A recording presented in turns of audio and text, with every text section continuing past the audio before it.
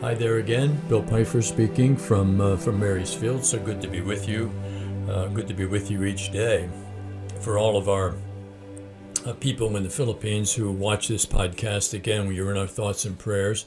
If you remember, or in fact, I don't know if I did share, but back in about February, one of the prophets that speaks regularly, the Lord speaks to her regularly on Countdown to the Kingdom, mentioned that this would be the year of the volcano, the year of the scorched earth, and the year of the earthquake. And so maybe that's what's happening. Last time I checked, there were 26 volcanoes in the world that were now really active. And so those words of Mary to those prophets are really beginning to happen. I didn't want to mention anything then because people think, oh, there's something that's not quite right and whatever, but it is true.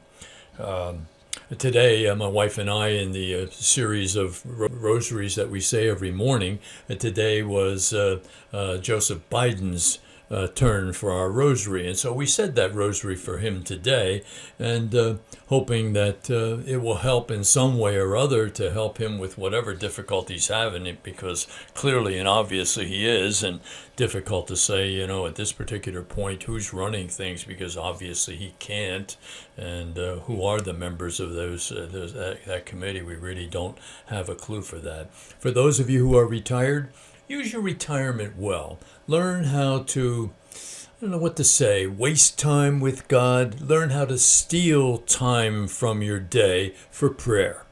Every hour that you pray truly does add 2 hours to your day. If you're too busy to pray, you're too busy. If you're busy, they say if you're too busy, you're just too busy. And so if you're retired, try to now use this time in your life to insert some more prayer time into it. When you were raising your children or going to work and whatever, all of those demands were really pressing. But now you have some opportunity to be able to spend a little more time, and if you can kind of arrange your day so you can make that fit in, boy, what a wonderful thing that is for you and for the people who are receiving those prayers from you.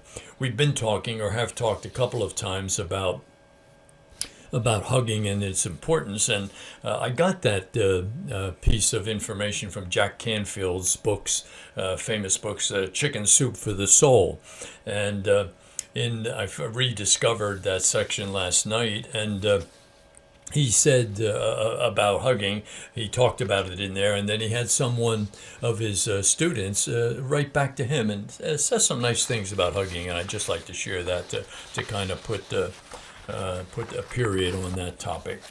Hugging is healthy, said his student. It helps the immune system, cures depression, reduces stress, and induces sleep. It's invigorating, rejuvenating, and has no unpleasant side effects. Hugging is nothing less than a miracle drug. Hugging is all natural. It is organic, naturally sweet, no artificial ingredients, non-polluting, environmentally friendly, and 100% wholesome. Hugging is the ideal gift. I remember here when a few years back, we'd give hugs even to the UPS man. He was kind of surprised. Hugging is great for any occasion, fun to give and receive, shows you care, comes with its own wrapping, and of course, fully returnable.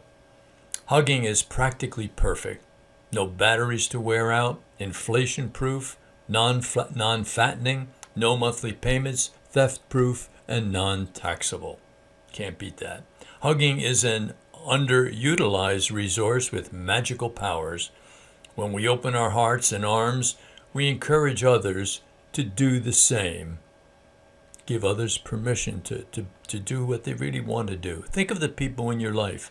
Are there any words you'd like to say? Are there any hugs that you want to share? Are you waiting and hoping someone else will ask first? Please don't wait. Initiate. I would have my students every once in a while just stand up. I say, everybody stand up right now and give the person next to you a hug. And they'd be all kind of laughing and giggling, but they loved it. They absolutely loved it because it was an important part of their day to feel that they were being affirmed in that classroom situation, which was out of the ordinary. There are three things which are instinctual in our lives from the moment that we're born. In fact, even in the womb, they are: number one is security and survival. Number 2, esteem and affection.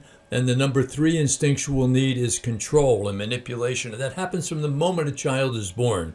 And if there isn't enough hugging, enough exchange of love, that provides a kind of emptiness that person has to indeed try to fill the rest of their lives. And they fill it often with things that don't really fit.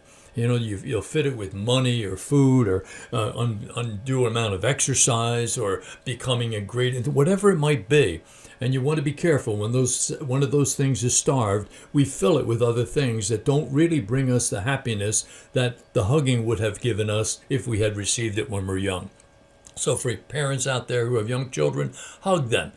Saying I love you is good, and but it's not enough. When we put them into daycare where the kids get pushed around a lot of times and end up having to fight for toys and are with sometimes literally kids who are just really out of control, it makes it a tough day. And when your kids come home, they need some hugs to kind of reinforce their own goodness, their own belief in themselves.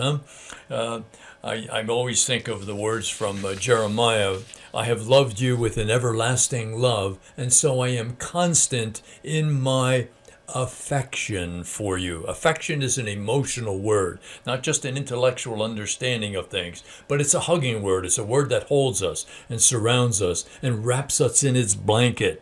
And that's a really beautiful thing. We all need that from time to time. In fact, on a regular basis. Children need it all the time when they're babies, when they're young toddlers and so on growing up. Be free with your hugs. And for you who are retired, be free with your prayers. Happiness tomorrow truly, truly, truly always begins by doing what's right and truthful today. Good to be with you again. Looking forward to being with you again in the future. Love you. God bless.